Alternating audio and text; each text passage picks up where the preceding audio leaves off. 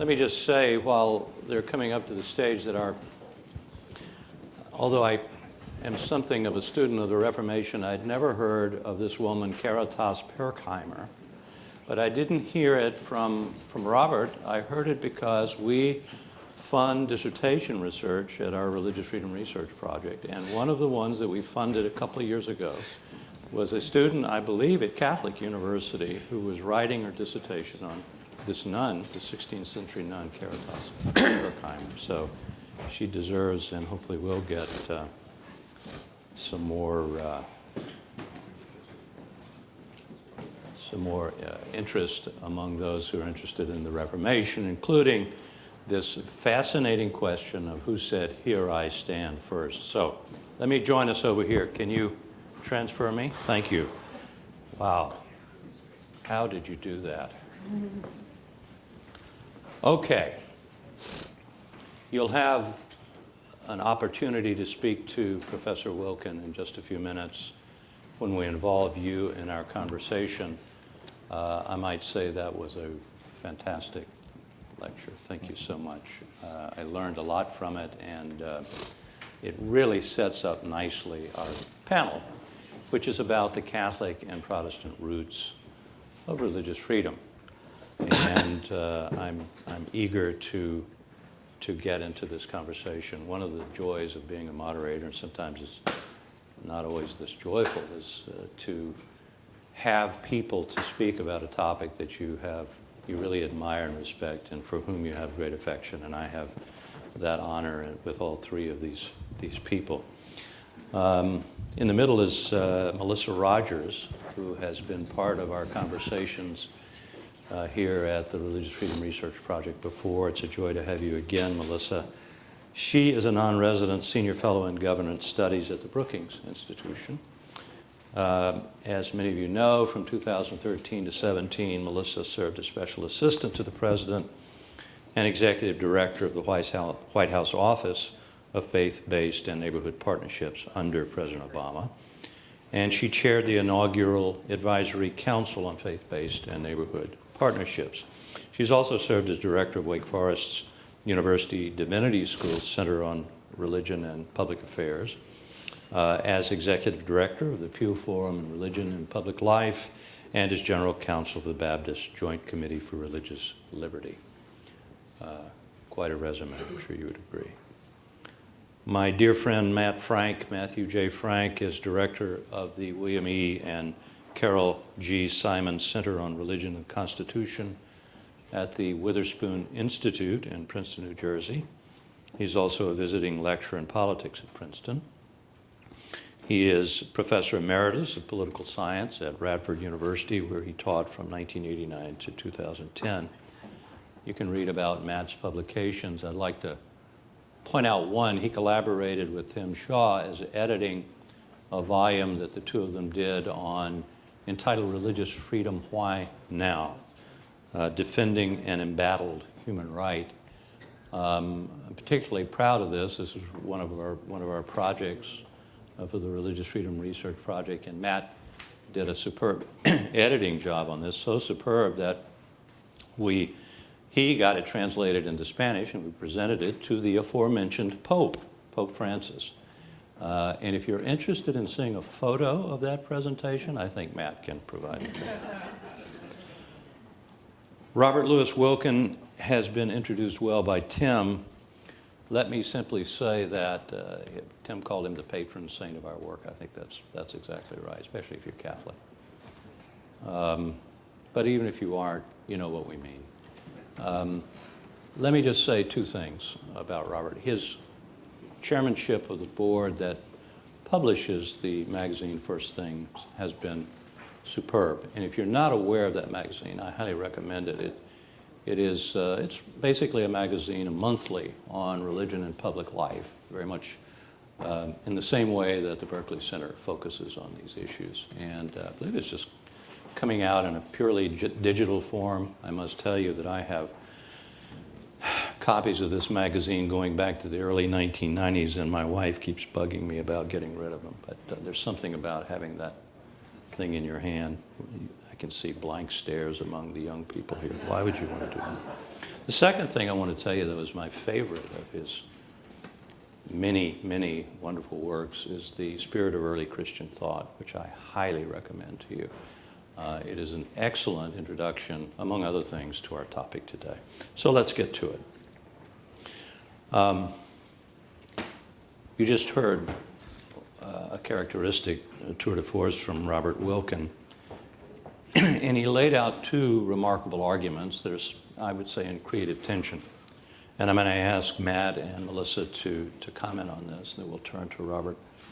The first argument is that the deepest roots of the idea of religious freedom are not modern or Protestant, but rather biblical and patristic, or if you like, Catholic. And that was, as he said, somewhat implicit in his argument, and he brought that out through this wonderful discussion of Caritas Pirkheimer and the Sisters of Charity, I believe it was, as well as the Augustinian sister. Is that right? Sisters of Charity? No, Sisters of Clare. And it was the relationship between Clare and of course, Francis that we're talking about here. Anyway, that was the way that his lecture brought out some of the pre-Reformation ideas. But to be completely fair, he argued that the Reformation created a new social and religious opportunity for the development and consolidation of religious freedom. So I would add in his chapter for the book which we have for you today, if you'd like to buy it, Christianity and Freedom, he observed that the Reformation also spawned Protestant groups, above all the Baptists, who from their own experience of oppression became what he called energetic exponents of religious freedom, and a sharper distinction between church and state, which he talked about in his lecture. So I'm eager to hear from both Melissa, perhaps Melissa first, and then from you, Matt, any general reflections you might have on anything that Robert had to say, but particularly this creative tension, if you would. Melissa? Great. Thank you. Well, thank you, Tom, and thank you, Professor Wilkins, for that wonderful lecture. And I just want to congratulate Tom and Tim and Alan and all the authors that were here. This is, if you haven't had the chance to read this book, you are really going to enjoy it, and it's going to be on everyone's bookshelf for years in helping us understand the emergence and the growth of religious freedom and the Christian roots of religious freedom, which are so important to understand. So I just want to thank everybody for their collaboration in this very important endeavor. And Professor Wilken, I enjoyed your lecture so much, and as a Baptist, I thank you for paying a close attention to Baptist contribution to religious freedom. As you well know, we were often viewed as a despised minority in various places for our departure from other Christians' thinking.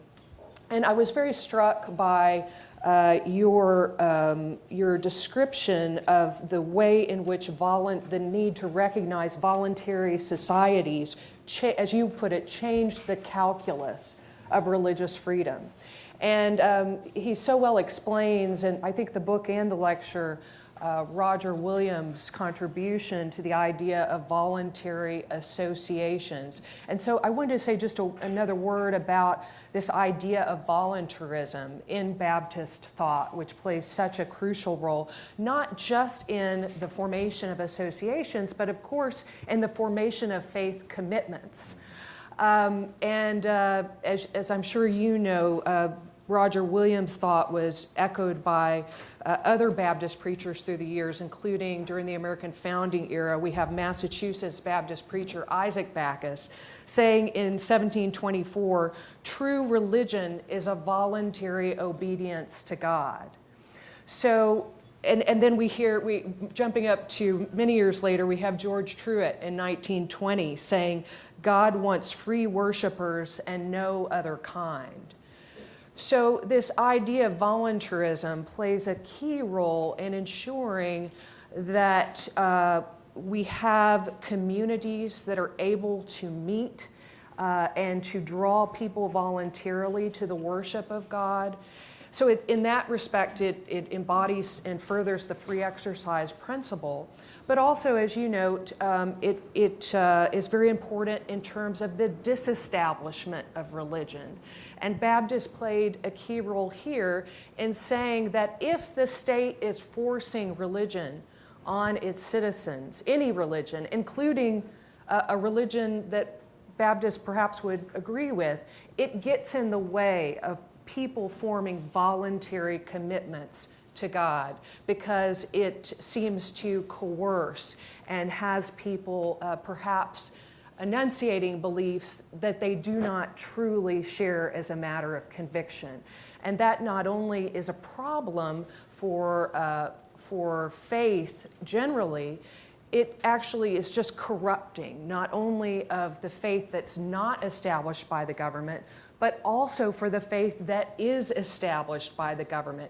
It becomes corrupted by forced worship of that faith.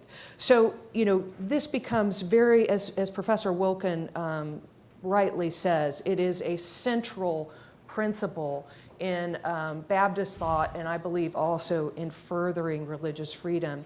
Then the next statement that he makes, Professor Wilkin makes, I think is also very interesting and important. He said, of course, this voluntary society idea changed the calculus of religious freedom. And then he says, political and religious leaders had to make space for the public exercise of different forms of Christianity within a society historically united by one religion. And one of the interesting things here for me is noting that it is essential that we remove the chokehold of the state on religion to further religious freedom. But that does not mean that religion is banished from the public square. Sometimes today, disestablishment is misunderstood, I would say, as a demand that religion be removed from the public square. That's not what disestablishment means, properly understood. It means that the state no longer monopolizes the public square for whatever faith it favors, and it stands back from matters of conscience, but it also allows, permits, faiths of all kinds to exist in the public square, to make their case, to worship, to expound on their beliefs, and to be active on public issues and matters of civic importance. So I just wanted to mention that as something that I think is a very key notion of understanding religious freedom, and I'm so glad that you made the point that disestablishment and the free exercise of faith is not something that requires a removal of faith from the public square. Quite the opposite. It frees up faith, all faiths to be active in the public square, and it ensures, because the state is not coercing faith, that faith can be vital and active and authentic in the public square. Thanks, Melissa. Now, I want to echo Melissa's thanks to Robert for a really splendid lecture, and thank Tom Farr and Tim Shaw and the rest of my friends here at Georgetown for inviting me to join them today. And I was very proud to be on the steering committee of the Christianity and Freedom Project that resulted in the 2 volumes that we're celebrating today in their paperback publication, their affordable publication. I do hope that everyone will add them to their shelves. I contributed 1 chapter, and I find all the others extremely rich resources for my own education. And yes, while I was not in the picture, I do have a picture of Tom and Tim presenting our monograph on religious freedom to the Holy Father 4 years ago. Robert's address this morning, his lecture this morning, made me think that in a way there have been 3 waves of scholarship on religious freedom, and his his talk represents the third and I think most important wave of them. The first wave of scholarship or of thinking on religious freedom among modern scholars, and it still has legs, still has remarkable durability, is a story that religious freedom is primarily a product of secular modernity. That disestablishment of churches, separation of church and state, and freedom of religion, freedom of worship are the legacy of secular thinkers like Spinoza and Locke, reacting against various forms of oppressive Christianity, of Erastianism or what have you. And that, of course, just doesn't, that analysis just doesn't survive the examination of great Reformation thinkers and in America and Britain, Great Awakening thinkers such as Backus, such as Williams. And so that's the second wave, is to attribute doctrines and concepts of religious freedom chiefly to the Reformation. And so Luther's "Here I Stand" is often regarded as the pivotal moment in 1517.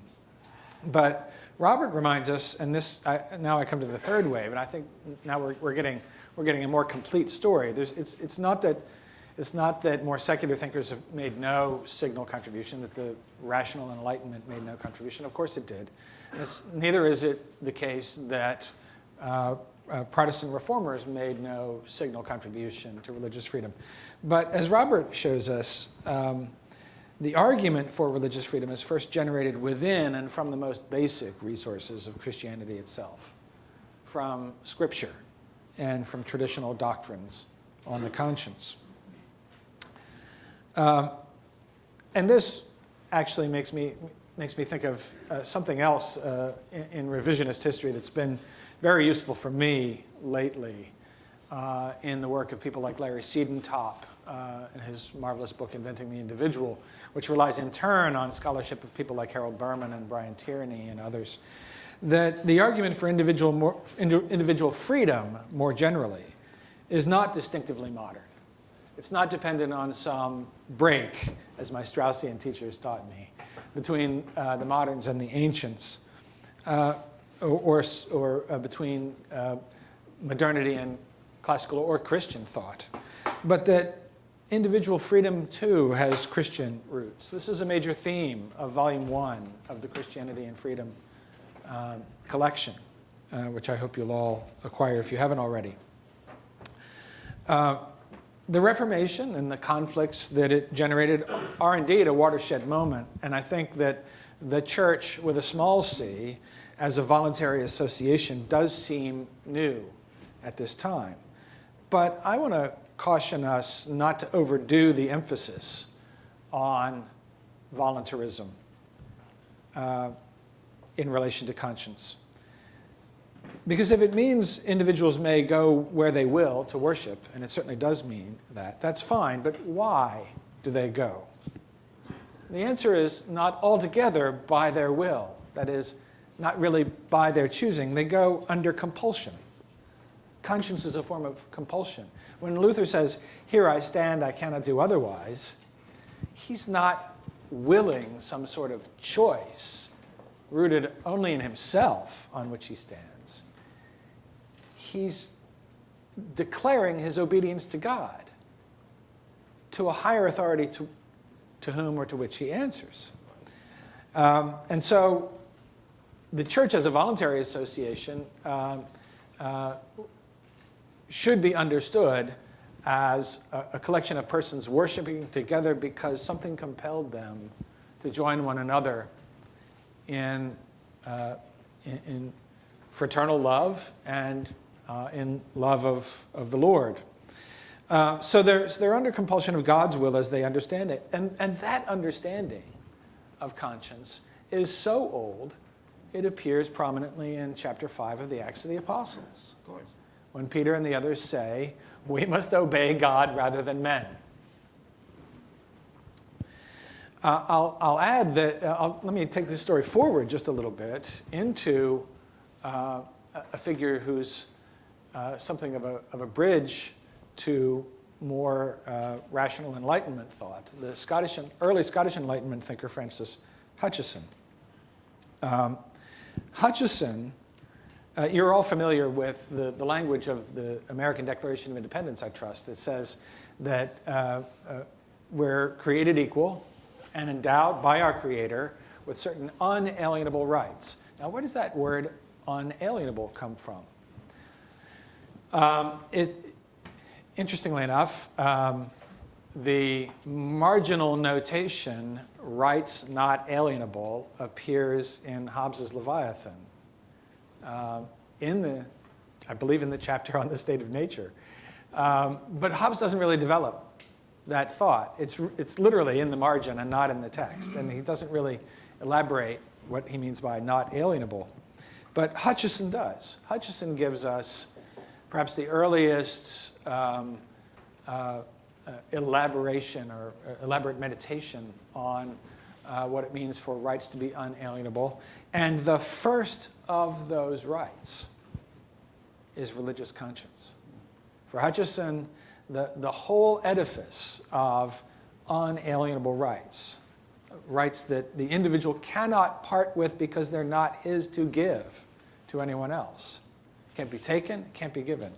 That whole edifice of unalienable rights is built by Hutcheson on the basis of the first unalienable right, the right of conscience. And this goes straight back. Its deep roots, the unalienable right of conscience, its deep roots are in the notion that our religious belief and faith are not altogether matters of our subjective will, but of a life under compulsion to obey God as we understand Him as best we can.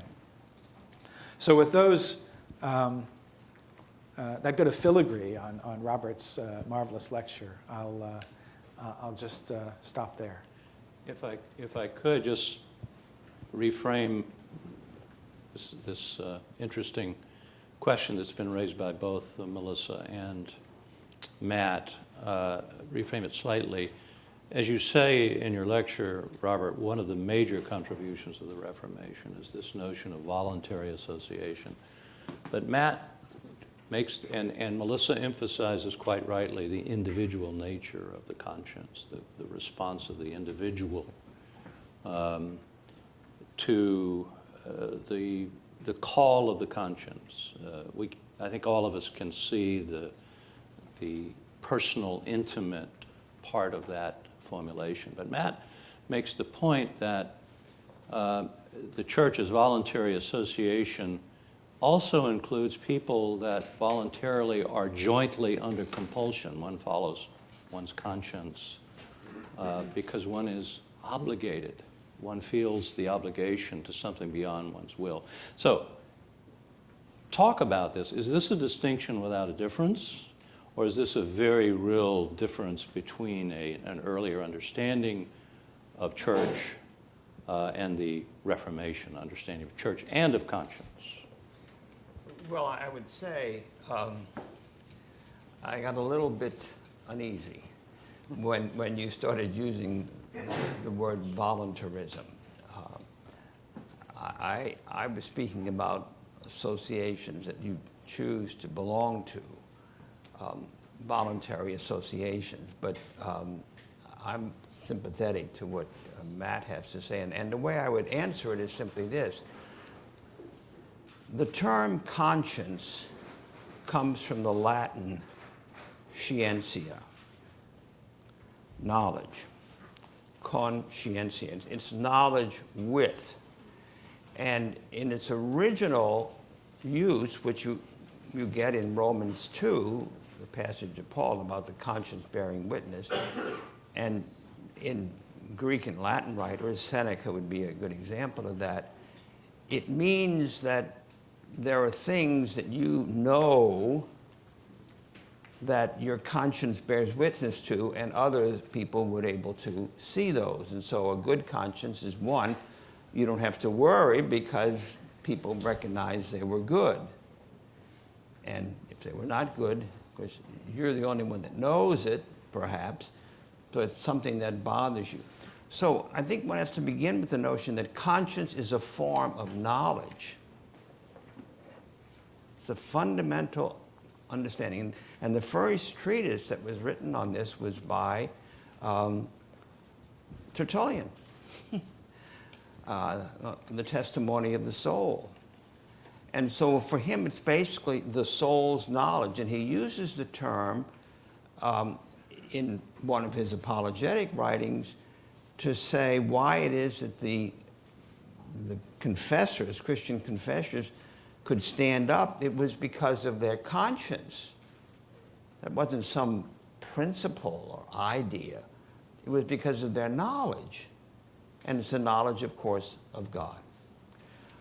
So I think it's very, and I tried to be careful, and I certainly will be very, very careful, and when I publish anything here, I just don't want to let conscience get unhinged from knowledge. And what is the knowledge? It's the knowledge that one receives through the faith, through the tradition, through the scriptures, through one's formation.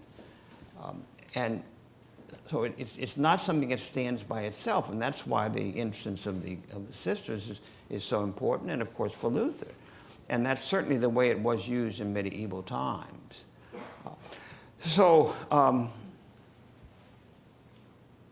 As far as the Baptists are concerned, they are major players.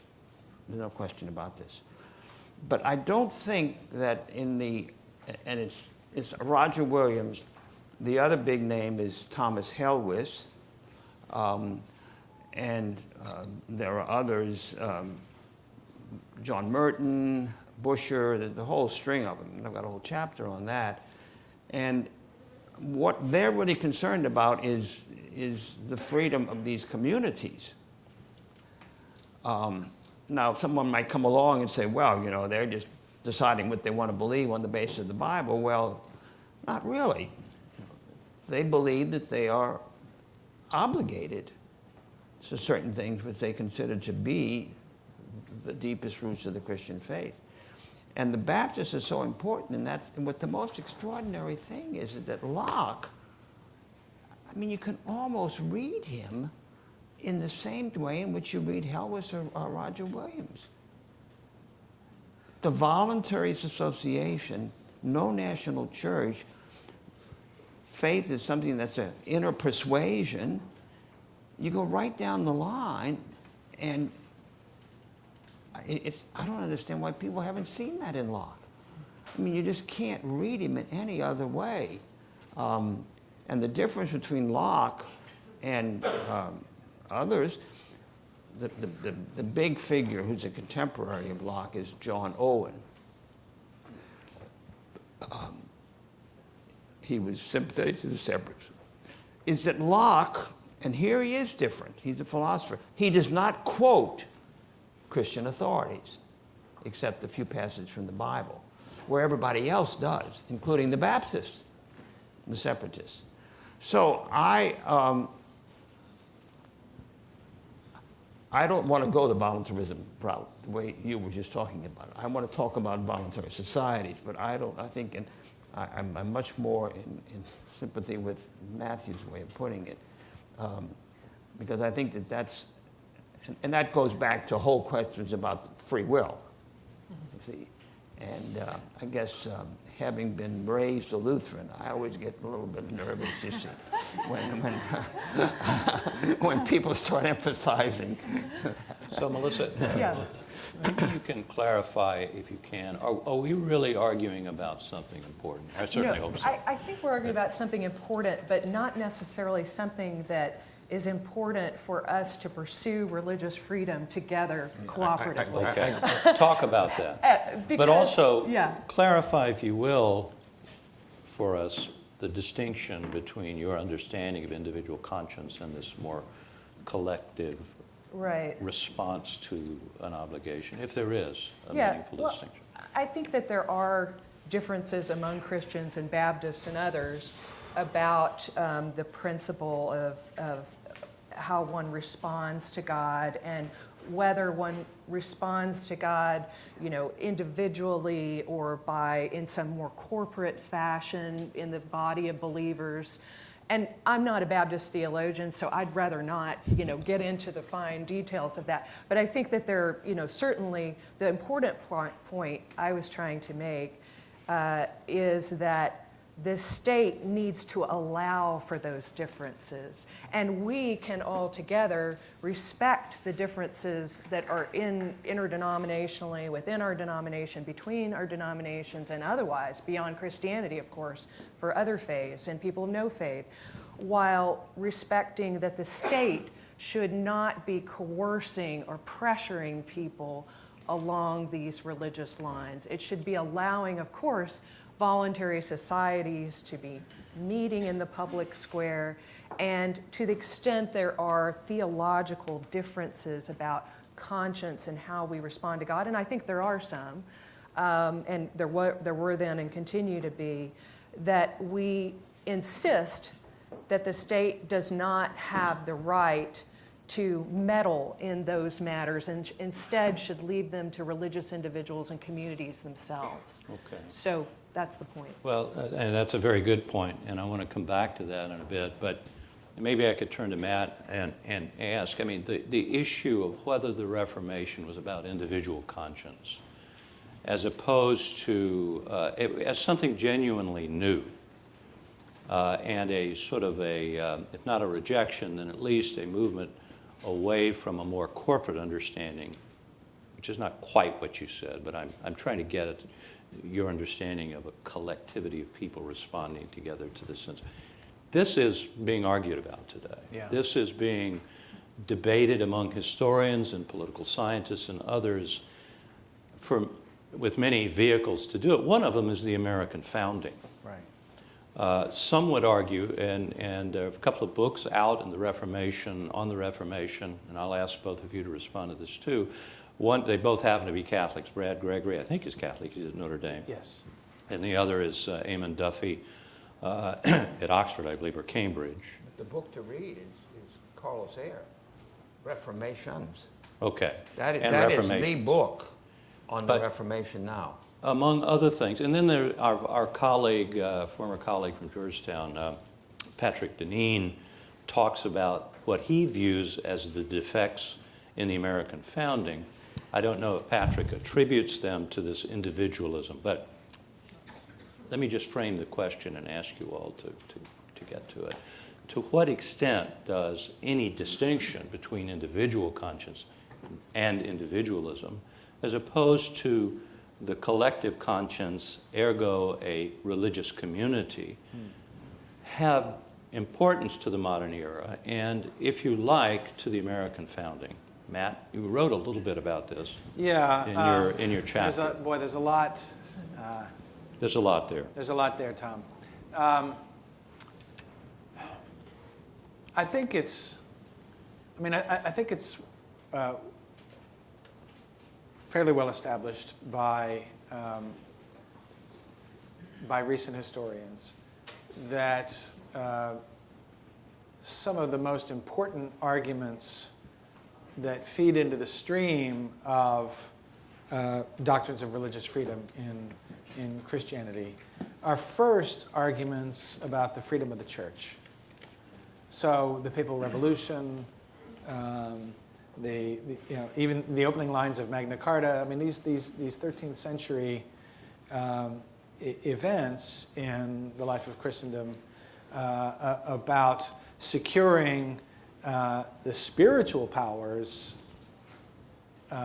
independence of the temporal power are part of the tale. Now, how that transforms in time into notions of individual freedom rather than the freedom of the church is a rich and complicated story. I referenced Larry Siedentop's book a little while ago, and I do commend it to everyone. He speaks of some of the important developments in canon law and the like. The title of that book, Inventing the Individual. It came out about Larry 3 or 4 years ago Yeah. from Oxford. Yeah. Yeah, now as for the Brad Gregory thesis, I mean, I have not read The Unintended Reformation, and I do understand that the Carlos Ayres book is must reading. Although when I recently got my copy from Amazon, I needed a hand truck to get it up the stairs to my office. It's a big book. It's a doorstop. Recently at Baylor University, we have some people from Baylor here, and recently at Baylor, my friend Carl Truman, who's a professor of church history at the Westminster Theological Seminary in Philadelphia, a Presbyterian. Carl pushed back on the Gregory thesis, which he also associated with Ayres, not the book Reformations, but an earlier article or chapter Ayres had written somewhere. He saw a troika of thinkers, Charles Taylor, Brad Gregory, and Carlos Ayres, as advancing severally and jointly the thesis that the Reformation is to blame for all of modernity's ills because it breaks up Christendom, it disenchants the world, it partakes of philosophical errors traceable to Scotus and Occam. People cease to pray for the dead and seek the intervention of the dead, the saints. All of this, and Carl pushes back on it very hard in this recent lecture he gave at a Reformation commemorating event at Baylor. Suggesting that material factors at work from the 16th century onward may explain as much as the Lutheran Reformation does. So in one part of his lecture, which I hope he'll publish soon, he shared the text of it with me just the other day, Carl engages in the thought experiment, what if not Luther, right? If Luther hadn't happened, what else would have happened anyway? Well, there had already been the crisis in the church of rival popes that had to be settled by a council. These are, so questions of papal authority are already in the air in this period. Luther is not creating a crisis of authority, but responding to it. So that crisis is there. And then the literacy revolution. We all know that Luther took advantage of Gutenberg's new press, translating the Bible into German, sending his tracts all over Europe. The Protestant Reformation became famous for its advocacy of scripture reading by every lay person, so encouraged literacy. But as Carl says, and I think he's right, literacy would have happened anyway, and individual literate readers of the Bible, as many Christians would have felt impelled to be once it became available to them, would have precipitated its own crisis of authority in any event. Finally, Carl says that choice, religious choice, is perhaps the most important practical factor in the life of Christians that generates effective protections of religious liberty. So, yes, the Reformation divided Christendom, and every community came to have its own version of Christianity. But if you lived in that community and you were unable to depart from it, you didn't have much religious freedom. As Robert's lecture noted, the Calvinists were oppressing the Catholics in the north of the Netherlands, and the Catholics were oppressing the Protestants in the south of the Netherlands, and so on. Well, so what was the big change that made the practical effectuation of the religious liberty many people were already arguing for a reality, a real possibility? It was, he says, the colonization of North America. And the ability here, on this side of the Atlantic, in a new society, for people to really, really exercise religious choice. As we know, as Baptist history in Virginia tells us, even that was imperfectly realized for a very long time. Yes. But it was here in the United States, as Tocqueville observed in the 1830s, that people were able to combine the spirit of liberty and the spirit of religion successfully in a modern society. Okay, well, I'd like you both to respond to Matt if you'd like, but I'm sensing too much agreement here, and I don't like it. Let me just, I think Truman really is on to a much more credible story. The one thing I think that, I don't know the earlier Air article, I think that Brad Gregory's account is much too intellectual. No, you didn't present it that way. And I do think that the profound social disruption that came with the creation of voluntary associations had unimaginable consequences all across Europe, because there had nothing, anything like that before, it kind of was moved out or was crushed. But they were there enduring. So it changed the whole complexity of people's religious life. The story you ran across in the reading, where a priest is carrying the Blessed Sacrament, through the city streets to someone who is dying, and some of the neighbors do not kneel as it's carried by, and they rough them up because they're not showing the proper kind of reverence. And so you multiply this, thousands upon thousands of times that people are doing something different religiously, not as individuals, but as communities. And, from the Baptists in England, the issue always was, do you have to follow the Book of Common Prayer? Can you write your own prayers? The question was whether you wear surplices or not. These are all the kind of things that's why in some ways the American discussion is almost a new discussion. Anyway, so I just think, and I'm a great student of history of ideas and history of theology and so forth, but I do think that these social disruptions made everybody have to think differently. Well, let me just say, Brad Gregory has been here on this stage with us, and his work is, I'm sure you would agree, even if you disagree with it, very rich, and I highly recommend his Unintended Reformation, but also his new book on Luther. And it's a complex argument, but the thing I was trying to hone in on, and I so far have not succeeded, is that he argues that one of the unintended effects of the Reformation is to separate religion from public life.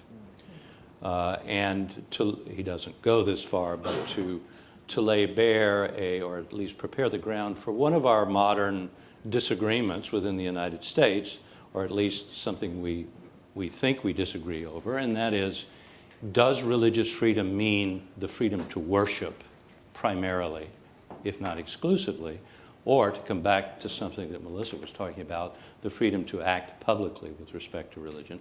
And connected to that, does the American founding, I don't mean this in a legal sense, but did the founders in the First Amendment intend to protect individual religious freedom? Or clearly they did. Or also the religious freedom of communities as being full and equal, not only in their private worship, but in public life. I think, to me, that is one of the more interesting arguments of Brad Gregory. So, Melissa, and then Matt? So much here to look at, but to your point, Tom, I think that the idea, sometimes disestablishment, as I said, and the no establishment clause of the First Amendment is improperly understood to be a demand for excluding religion from public life.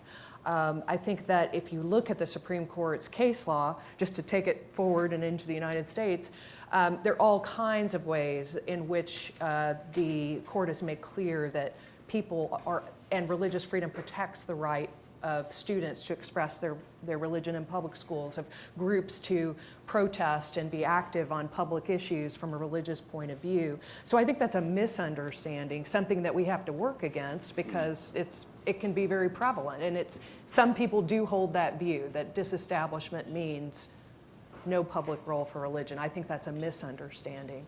In terms of the freedom of worship idea, I mean, certainly religious freedom should never be reduced to the freedom of worship. It is much broader than that. The Free Exercise Clause talks about exercise, and we exercise faith in innumerable ways in our lives every day, not limited to what we do in a house of worship. And I think that's always been pretty well understood. I don't know so much that our argument today is about whether some people want to limit the religious freedom to freedom of worship. There may be some, but I think they're more outliers. It's more about how do we balance the claims of religious freedom against competing claims for other human rights. How do we balance those things out? And so I find sometimes that the discussion of, well, it's freedom of worship, and some people are trying to reduce it to freedom of worship, as a kind of distraction, because it gets us away from the very specific debates that we're having about, for example, conditions that follow government funding and things of this nature that I think are very important debates. They just are not well, I don't think, described by talking about a debate about freedom of worship versus freedom of religion. Just one historical footnote. The term freedom of worship, as far as I have discovered, was used first by the Dutch. And they were talking about free exercise. So that it has a completely different meaning than the modern use of the term, just as a historical footnote. Franklin Roosevelt's four freedoms. Yes. Right. One of them was Right. freedom to worship, but we don't think he simply meant No, within and I Exactly. think you'd find almost in every president's rhetoric use Yes. of freedom of worship, because Yes. you'll find, and I can tell you the speech writers like to be able to vary the wording, right? So, they'll go from freedom of religion and put in a freedom of worship, and you'll see that across Right. presidents. But What there I- are some who would like to privatize religion. There are some, and then we have to talk about that. Yeah. But I think what we see that's troubling to me is that we see sometimes partisans choosing that freedom of worship for one president that they don't like, his rhetoric, and saying this president is trying to reduce it to freedom of worship, and then ignoring references of freedom of worship of FDR or another. Partisans in America? Shocking, I know. Matt, Yeah. what do you have to say? Tom, I've already confessed to not having read Brad Gregory's Unintended Reformation yet. It's on a list as long as my arm of many books I must read.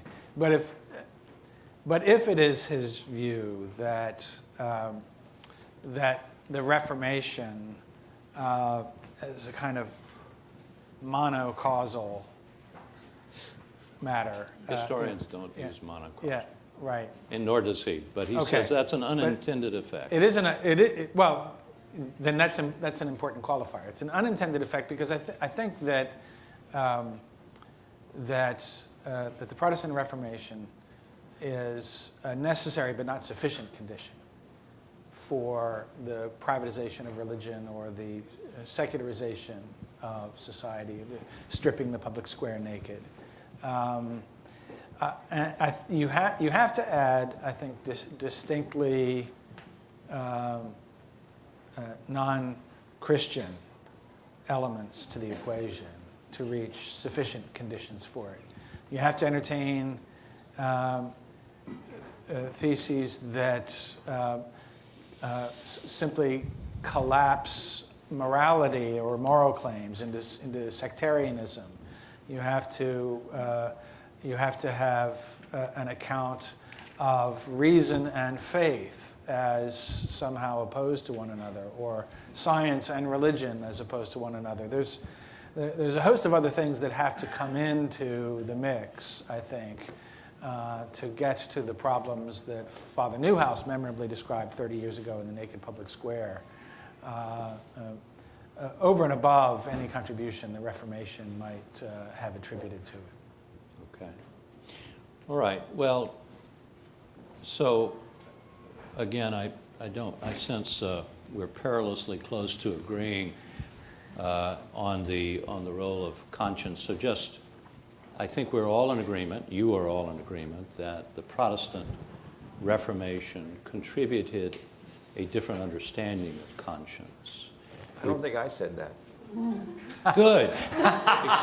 No, I didn't say that at all. All right. Well, talk to us about the kind of conscience. Well, what I'm saying is, I mean, that was the reason I put Luther right next to Pirkheimer. I mean, they are representing the same understanding of conscience. And that goes through all the writers right on up to John Locke. That is, conscience is knowledge that one has they're talking about Christians, has about God, about the dearest confessions of faith you have, that bears with it an obligation to act. It is not an individual matter. It's a communal matter. Now, clearly it becomes that, but I don't think that's at all present in these early writers. And it's very, I mean, Locke is very clear that what we're talking about is the public practice of religious communities, because the issue was they were supposed to be following the Book of Common Prayer. And he doesn't really use the term conscience that much. The more important writer is John Owen there. So I just... So is the modern... It's tied to faith that is rooted in tradition. The tradition might be relatively recent if you're talking about a certain Baptist, but I think it's a knowledge of God that one gets through the community of faith. Yeah. I believe you said, I want to make sure I'm right, that the modern concept or modern concepts of conscience are deformed. No, I don't think I said that. I mean, look, when I was a graduate instructor, I always told my graduate students, when you give a lecture, a public lecture, talk about what you know, and don't talk about what you read somewhere in some modern scholar. And so I don't really have an answer You to that. clearly are not trained as an American diplomat as I am. It's not something at all. I mean, Which is to say, I can speak at length about things. yeah, right. No, but So I I don't really have All right. anything that's interesting to say on that. What I do want to say, though, is I think, and this goes back to this question of the public nature of religion, I think up until at least the 18th century, and Locke would be included in that, I think that there is no other religion except public practice of religion. Right. I mean, that's all there is, and that's what the issue was. So, anyway, but All right. Perhaps it's time to turn to the audience. Good idea. And see if there is a controversy to be had. Let me just see if I can sum up, though, a little bit about what we've been talking about. And I believe we have a microphone, so if you'll raise your hand if you'd like to ask a question or make a comment, the guys with the mics can find you. We're talking about the religious roots within Christianity of the modern understanding of religious freedom, and there's several themes here. Does religious freedom mean primarily the freedom of individuals, or does it mean, in addition to that, the freedom of religious communities? And if so, what is the grounding of that? What does this freedom of conscience mean? Robert has argued that you have this Catholic nun and Martin Luther, in a sense, agreeing about the ground of conscience. Not in a sense. They did agree. Okay.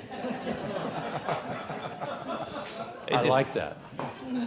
I mean, and in fact, it wasn't Martin Luther that said it. Right. It was a Franciscan nun that Exactly. said, "Here I stand." So, and yet we have clearly, I hope, the Catholics and the Baptists have a different way of articulating what freedom of conscience means. And we heard it in the way that Melissa talked about it. We heard it in the way that Matt talked about it. One is very individualistic and is the individual responding to God, So it isn't simply an act of the will in and of itself, That's right. but there is a more corporate understanding is reflected in Matt's understanding and articulation. Let me just try to clarify one point on that. Please. What Pierre Kama said and did, and what Luther said, in your book, Ian Levy gives examples of medieval thinkers, monks, who did exactly the same thing. They said, unless I am shown on the basis of the Word of God and of the tradition of the church that this is false doctrine, I stand on my conscience. So that's where Luther is. So anyway, I didn't realize it'd get to be arguing this point, but and I was a little bit repentant actually coming here the day after Reformation and beating up on those poor Lutheran magistrates in Nuremberg, you know. But so anyway, just. Well, me. Melissa's prepared to beat up on those Lutheran magistrates in Nuremberg, too. Very much so. That's right. I mean, I think that's her point. It's the coercion Yes. Of course, yeah. that we all are in agreement on is simply unacceptable, including in American society. Right, and I think, like, parking the theological differences for the most part, but I think that the Baptist belief is significantly different in terms of, you know, we have the concept of priesthood of the believer. So that obviously, you know, it creates a different approach than other traditions. But going back to what unites us is not having state coercion or interference with whatever understanding we have individually or corporately of religion and our duty of conscience. Indeed, which is why you have Baptists and Catholics and everyone in between working arm in arm to defend religious freedom both here and, I might say, abroad. So hopefully we don't get more Nurembergs and That's right. Yeah, or more early American founding persecution of various faiths that departed from the establishments. Indeed. Okay, I saw somebody over here with their hands up. If you would, identify yourself, and if you have a particular person you'd like to direct your question at, or the entire group, that'll be fine. Thank you so much for the awesome conference. I'm Alex Santrak, coming from Washington Adventist University, the chair of religion department and professor of ethics and philosophy. I have two questions for Melissa. You mentioned that the state provides the space for differences. Reading between the lines, state needs to provide a space for freedom of conscience. Now, in regard to definition of conscience, what is a conscience? If it's a legal principle, that's okay. But if it's a knowledge that Professor Welkin suggests it is, does the state need to control people's knowledge, religious knowledge, and how they acquire knowledge? Maybe controlling the dynamics of some communities that need to express their conscience in a public square? As we know, state is based on Enlightenment worldview, and it's very naive to believe that state is neutral, and they don't have this religious aspect of the conscience in Christian sense of the word. The second question is, does the state only passively recognize the natural right of the conscience, or it provides sometimes a gentle push towards the responsible use of freedom in the public square? Like examples, restricting human sacrifices on Halloween Day, or persecution of Mormons who wanted just to materialize American dream spiritually. Thank you so much. Thank you. Did you catch? I caught most of that. I'm afraid because my training is as a lawyer, I can't respond to all the nuances that you raised. Perhaps others can.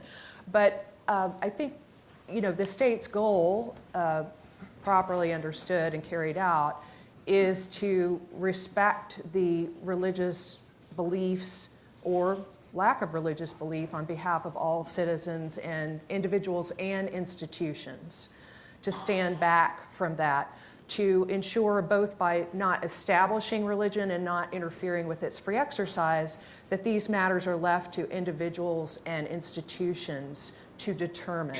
Does the state do that perfectly? No. And that's why we have lots of checks and balances. We have activism. A lot of people in this room work together for the passage of the Religious Freedom Restoration Act, partially for this reason, because we felt like the Supreme Court was not paying enough attention, giving enough deference. Would you to just say another word about the RFRA for those that are Sure, not sure. familiar with it? So in 1990, to make a very long story short, the Supreme Court, in an opinion written, divided court, in an opinion written by Justice Scalia, held that if a law is neutral, meaning it doesn't target religion, and generally applicable, meaning it basically applies to everyone, then it doesn't matter if it burdens religion. It doesn't matter how much it would burden religion. It just isn't a free exercise problem. You don't have a free exercise claim under the First Amendment. And that had not, by and large, been the understanding of the court running up to 1990. So a great coalition of people ranging from right to left came together to enact, with the help of President Clinton and Congress, the Religious Freedom Restoration Act that essentially enacted, placed a standard into law, statutory law, what had previously basically been the constitutional standard, which was if the state substantially burdens religious exercise, then it has to show a narrowly tailored compelling interest for doing so, or else it can't justify the burden that it placed on religion, and it must lift that burden. So that was, these things, that's just to say that there's a lot of course correction. There's a need to be vigilant by everyone, and a need to do course corrections when there's insufficient attention and protection for the free exercise of religion. Could I just follow on? We've got others, and I want you to, we have plenty of time, so please hold your question. But just to follow on what you just said, Melissa, this passed, as I recall, 1994, something like that. 1993. So 25 years ago or so, coming up 25 years ago. It was almost unanimous. There were a couple of people that voted against it. President Clinton signed it and gave a very strong signing statement, as I recall, and among others, Senator Edward Kennedy was very much in favor of it and delivered a rousing defense of it. And yet today, it probably wouldn't pass. And we've seen versions of it at the state level that have not passed, or have either passed and been sort of changed because of outcry against it. And without getting, get as far as you would like into the issues involved, but clearly something has changed in our embrace of the principles that you described as being in the Religious Freedom Restoration Act. Can we blame that on Martin Luther? No, that's not the way to put it. But is there a logic here? A two-part question. Is there a logic at all that flows from the individualism of the Reformation? But even better, or perhaps more relevant, how would you account for this rather important change that you couldn't pass the same law 25 years later? Well, I think it's... If you agree with that. I mean, I assume you agree with it. No, yeah, I mean, I'm not, I think that there has been a change. There have been changes. But some of them relate to a new, I can't say new, but I would say something that's more prevalent in our discussions today than it had been in the past, and that relates to for-profit corporations and whether they appropriately can exercise faith, which is not something that was, you historians correct me, but it's not something that was foregrounded, I don't think, in these early discussions or history. So that has been a flashpoint. And then... That's the Hobby Lobby case. Right, and then going beyond Hobby Lobby, should generally for-profit, including, Fortune 500 companies be able to express a religious objection. And so I think that, it's a complicated matter. There are lots of, I think there is a more limited understanding of religious freedom. Sometimes it emanates from some who want to say, well, if there are other competing human rights claims, then religious freedom must lose. And that's just, a trump card. And people can be very dismissive of religious freedom when there are competing human rights claims. And I think that's wrong. I think it's wrong to be dismissive of the competing claim and wrong to be dismissive of religious freedom, and better yet, to try to work your way through recognizing the important claims on both sides. So I'm sorry, that wasn't a terribly coherent answer to what you just asked, but I think it's very complicated and there are lots of difficult answers to the question you raised. Probably good for its own panel discussion. It's a good idea. Matt, anything you'd like to add on that? I think we can go to another question. All right. Yes. Good morning. I'm Christopher Gray. I'd like to ask two related questions. The first question I'd like Professor Wilkin, Ms. Rogers, and Dr. Frank to answer. One, don't you think you're being hagiographic in your discussion of John Locke? You have yet to mention that Locke didn't think religious toleration should be permitted to either Catholics or atheists. And you don't mention that Locke was a bloodthirsty would-be regicide who was eager, along with his patron, Lord Shaftesbury, to murder Charles II to prevent the Catholics from seizing control in the Four Kingdoms. And the second question is addressed to Ms. Rogers. Yes, there are great benefits to religious freedom, but what about the dark history? I've spent part of my life in Kentucky, which is where Baptists are a despised and resented majority, and I'm a Catholic. Reinhold Niebuhr backed me up on this. Baptists fought harder to preserve racial segregation than any other denomination in American society, whereas even Reinhold Niebuhr, who disliked Catholics, had to admire the way Cardinal Ritter in 1947, Cardinal O'Boyle here in D.C. in 1948, and Cardinal Doherty in Philadelphia in the 1920s, in effect instituted religious integration within their archdioceses. Okay, first John Locke and then Melissa. Well, given what I thought of John Locke before I read him on the basis of what all my friends always told me, I think to be hagiographical is a step forward.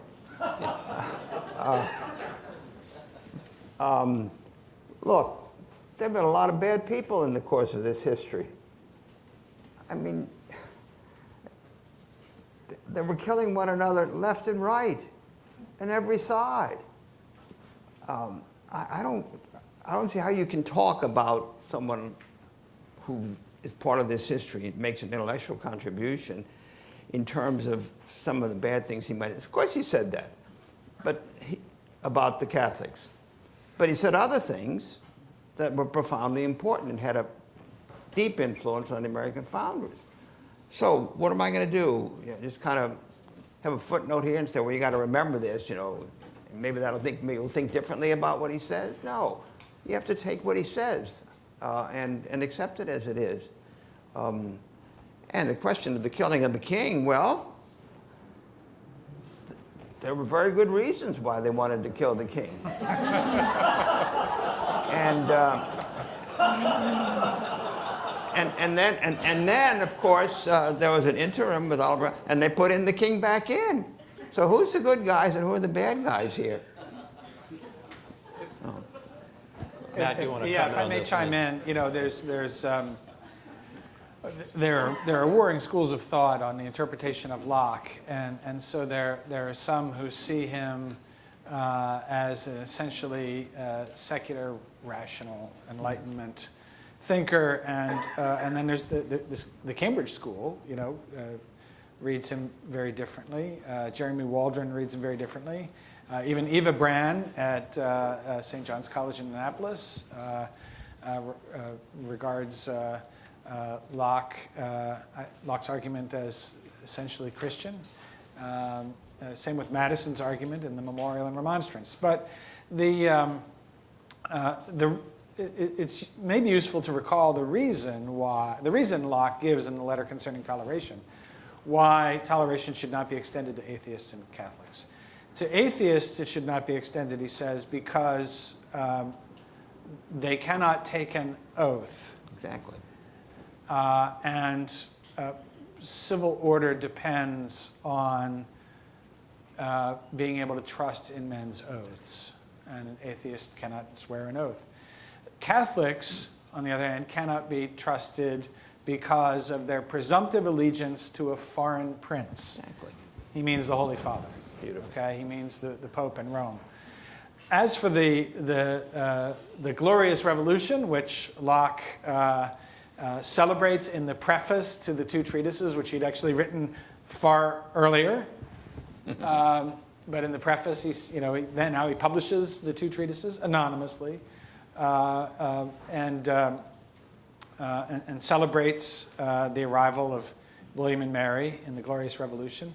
Well, Locke is a partisan of Englishmen's freedom, and he regarded Englishmen's freedom as under threat under the rule of James II, and particularly with that papist king, the threat of subordination of English liberties to the Catholic French king. So there's all sorts of international dimensions and political dimensions to Locke's qualifications on religious freedom and his advocacy of revolution. But I agree with Robert. There's no question that Locke's espousal of toleration and of religious liberty is a step forward in the right direction. So, And I just say, Yes, allow please. me to say that we Baptists have much to apologize for, including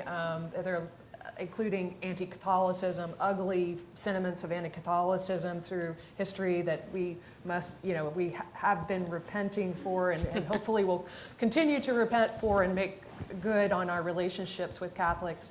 And also, yes, Baptist and racial segregation. There's some ugly history there that I fully understand and deeply, deeply regret. I think that Baptists have tried to repent of that history as well. I'll note, that in addition to many statements by Baptists of all kinds, the Southern Baptist Convention this summer made a statement against white supremacy and were active in the debate in some of the protests and the white supremacist rallies that happened even this past weekend, I believe, in Tennessee. So there is, for our sins, we repent and continue to seek to do better in terms of respecting and honoring people of all races and all faiths and respecting the human dignity in everyone. It's not so much I want the Baptists to repent, just Baptist defenders of religious freedom to recognize that embedded within the principle of freedom is the freedom to do wrong, to do evil. That's all, just a frank recognition of that. There's a Gunnar question. Myrdal pointed out... The freedom that- to do evil. Exactly. Gunnar Myrdal pointed out in his book on race in '42 that it was a tragedy the U.S. did not have a national church because he thought that would have ended racial segregation a lot sooner. And that's something critics of the confessional state should keep in mind. Thank you. Yes, ma'am. Thank you for a fascinating conference so far. My name is Allison McKinney-Tim, and I'm a human rights practitioner approaching my work from a Christian worldview. So I'm very eager to discover and lift up consonance between Christian thought and modern understandings of human rights. And in that vein, I really thank you and welcome the thoughts being shared at this forum. My question, though, is if we're thinking about Protestant and Catholic contributions to freedom of conscience, should we also be thinking about the broader record of Christian institutions and leadership on issues of religious freedom? And Ms. Rogers just began to start to get at these issues of repentance, and you mentioned kind of the record in North America of not allowing religious freedom for non-Christian religions. But if we broaden the scope even further and think about the Christian record on those parts of our history that are most painful to remember, the Crusades, the Spanish Inquisition, colonial missionizing, and the murder and enslavement that went with that, then what does that add to this conversation? And I take it that it goes beyond saying we failed to live up to our ideals. We failed in practice to do that which we believed. We failed to respect the freedom of conscience that we believed in, but I take it that there were also theologies and ethical arguments that supported those bad practices that we would now want to disown and distance ourselves from. And so we might say Christianity gave us freedom of conscience, but might it have given us something else? And then how does that help us think about the kind of confluence of Christian thought and rational enlightenment leading us to the place we are now on religious freedom? Thank you for that question. I'll maybe start with Robert and ask him to respond first and then go down. And Matt, this might be an opportunity for you to talk a little bit about the chapter in Christianity and freedom. You do it the way you want. I'd like to just say, though, as I mentioned briefly in my introduction, that we do in our volumes, particularly our historical volume, Volume 1 in the Christianity and Freedom series, deal, I think, very, very honestly with the issue that you just raised. I mentioned noble and not so noble historical underpinnings of Christian contributions to freedom or otherwise. So I don't want you to think we are running away from this, and in fact, let's chat a little bit about it now. Robert? I have nothing in particular to say except that what you really raised was a question about how eventually things get thought in a new way. And the Christian church and its intellectual life is constantly looking critically at its history and its beliefs and asking what went wrong and how can that be corrected. But that's what people like myself and millions or thousands of other people do. But there is no simple solution. You don't have to be a member of any Christian communion, whether it be a local church or a diocese or whatever, to realize that there are a lot of evil things that go on in the church and evil people. I've been reading a history of not Russia, but of the Tsardom. Pluki. I mean, come on. You can talk all you want about, and I love the Orthodox Church, but when you read the history of that, it's all about power and politics when you're talking at the top.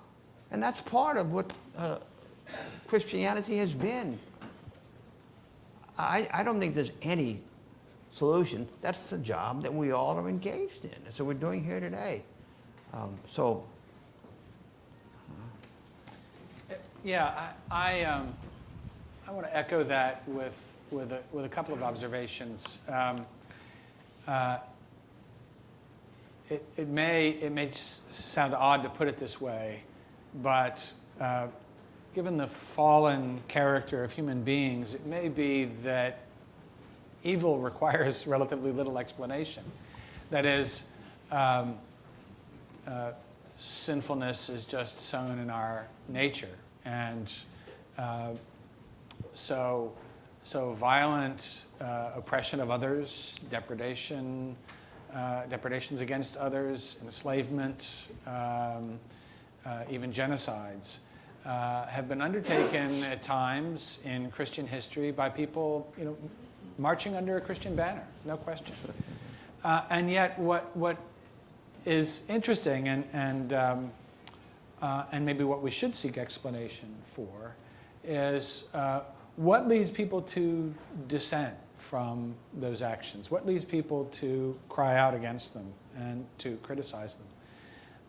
And time after time, it's people falling back on Christian resources, Christian arguments. So Bartolomé de las Casas is the early great, raises the early great objection to the treatment of the Indians of Latin America. Jonathan Edwards advocates the cause of the Indians of North America. The Quakers begin the abolitionist movement in the American colonies. The abolitionist movement of the 19th century is a distinctively Christian movement. Mm-hmm.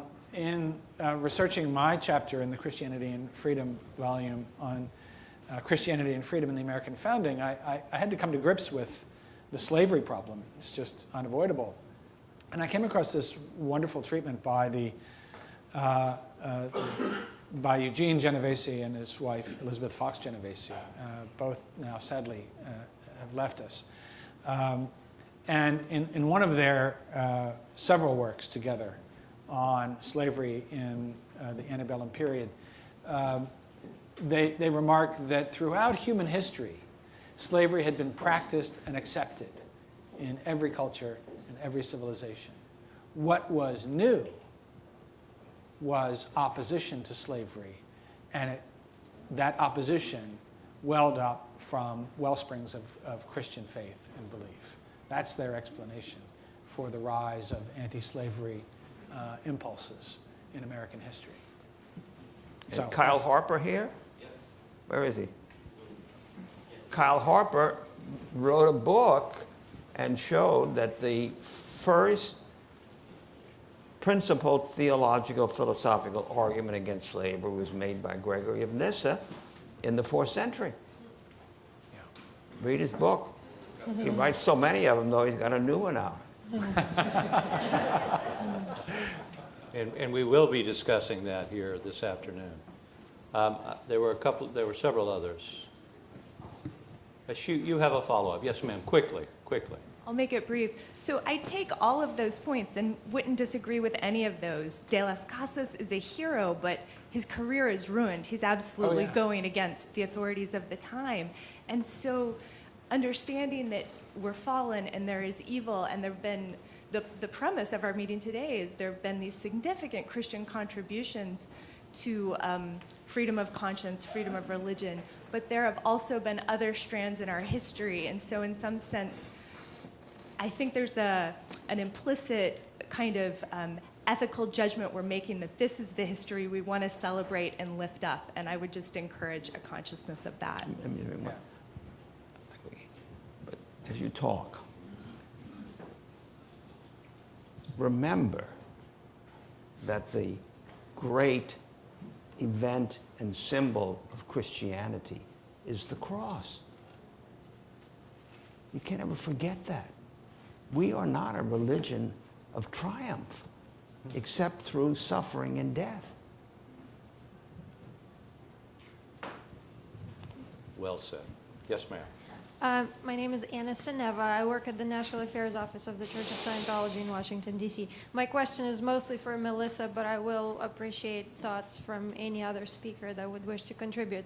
Melissa, I just wanted to follow up or piggyback on something you said a few minutes earlier, where you spoke about the controversial topic of free exercise in the for-profit world. I totally agree that this is a really long conversation that could be had, and probably not even for one panel, because the Supreme Court is trying to navigate this field for a long time now. But I wanted to touch upon the non-profit field rather than for-profit, especially in the modern society where a lot of religious groups choose to take a sector of society and try to engage in social betterment activities. Yesterday, I attended a panel discussion elsewhere in DC at a foundation that identifies as very progressive, and they seemed to make a lot of arguments, the upshot of which I would summarize as, if a religion is unwilling or unable to cater to anybody and everybody, they should keep out of social betterment altogether. And they were giving an example of a hospital that wouldn't perform abortion services, and I'm thinking of maybe a drug rehab that doesn't take anybody and everybody but tries to take some. What are your thoughts on that? So yeah, that's an important question. I think that first of all, any religious organization as a part of religious freedom should be able to follow its calling to help people around them in whatever way it sees fit, of course barring any extremes that would actually be harming people. But that I think is something that we need to embrace as part of religious freedom, to allow religious groups to help those around it to perform ministry. That is a very central part of the Christian calling. When I think you can get into different, more nuanced arguments when you're talking about what government is paying for and whether all people have to be served at a place where government is subsidizing the service that is provided. That to me is, that's a different kind of argument. And then you can also divide it in between services and people. You know, I think religious groups will have the belief in certain circumstances that they cannot provide certain services because of their religious convictions. And the state, I think, should, whenever possible, say, we respect that, and if there's a service that we want provided that we don't believe that you object to providing, we will try to find someone else to provide that service. And if you are a good deliverer of services, which many religious organizations are, we want to involve you as well, based on the kind of services you can provide under your conscientious, conception of the world. When it comes to serving people, I think that's a more difficult argument for the state to be subsidizing services and to allow a religious organization or any organization to say, we won't serve you. I think that becomes a more difficult proposition for the state to accept when it is a state-funded enterprise. That's a short answer to the question. Anything to add? Yeah, state funding may be the key element in the scenario you just described, Melissa. So if a religiously based, church-based social service agency is undertaking to serve the public and to say an adoption agency. I mean, this has been very troubling to me that in states like Illinois and Massachusetts, and here in the District of Columbia, Catholic Charities adoption agencies have been put out of business because, in their view, the welfare of children requires them to be placed only with a married man and woman. And their refusal to place them with single persons or with gay couples has essentially put them out of business. Now, if the state were actually funding the agencies, I could see the state calling the tune.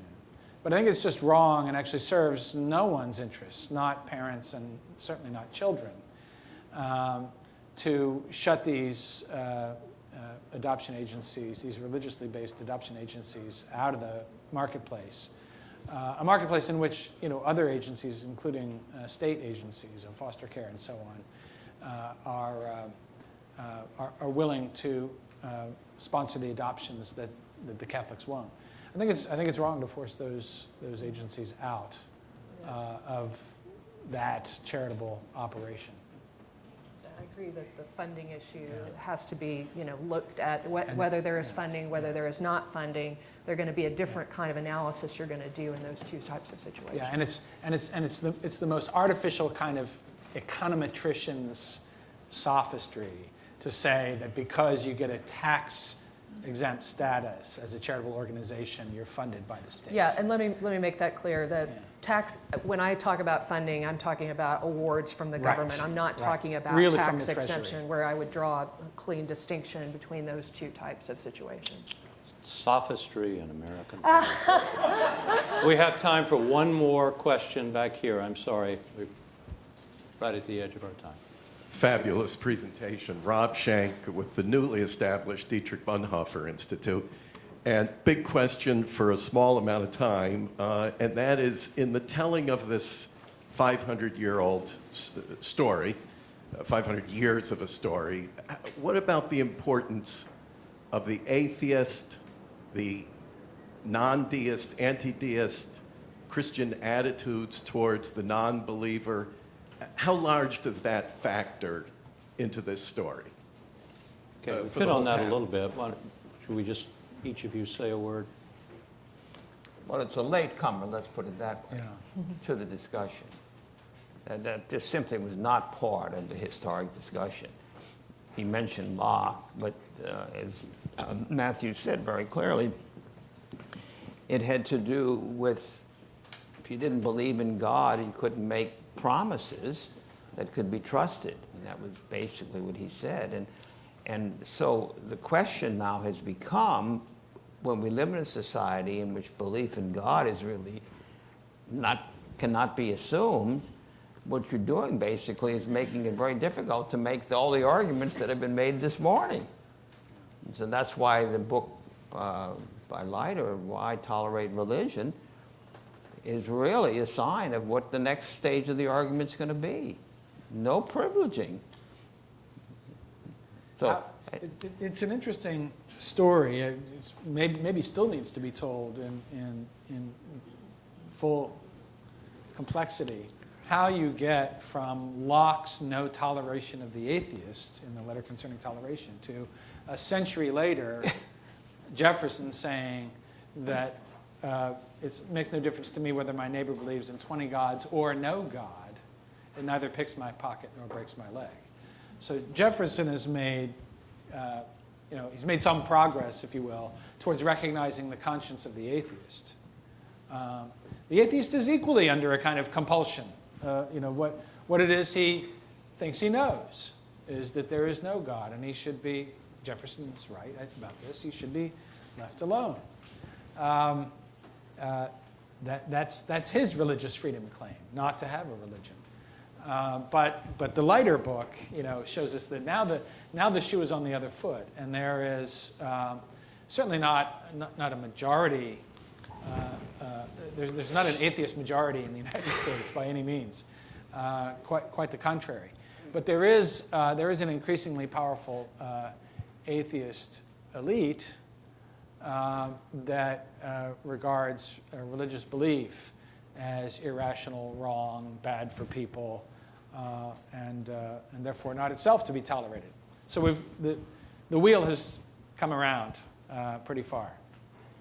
Melissa? Just a quick And comment from Baptist thought, at least as I understand it, that Baptists have believed that it is very important to protect the conscience of everyone, including not coercing either the state or other people, atheists, people of other religions, that we need to, as part of our faith, respect the conscience of everyone from pressure, from coercion. And so I think that in our faith there has been that kind of very vigorous defense of the Mormon, the Methodist, and the Muslim, the Baha'i, the Baptist, and the Buddhist, to say we will go to bat for everyone's free exercise rights or their rights of conscience and rights of religious freedom and belief, because we believe that everyone must come to a voluntary decision about whether to embrace faith, which faith to embrace, or whether to embrace no faith at all. And that to us is sacred, to protect that right of every human being. So sometimes people will get confused, and I think there's actually much interesting work to be done in this field for Christians to be more vocal about explaining from a theological perspective why we as Christians believe that we should protect the rights of free exercise and conscience for everyone, whether they're from a different faith or no faith. And I think today especially we could do even more and invest even more, and I think this book may help us to accomplish this, to make the Christian theological case for religious freedom for all people. That's a great place to end this. Thank you so much, Melissa. Join me in thanking our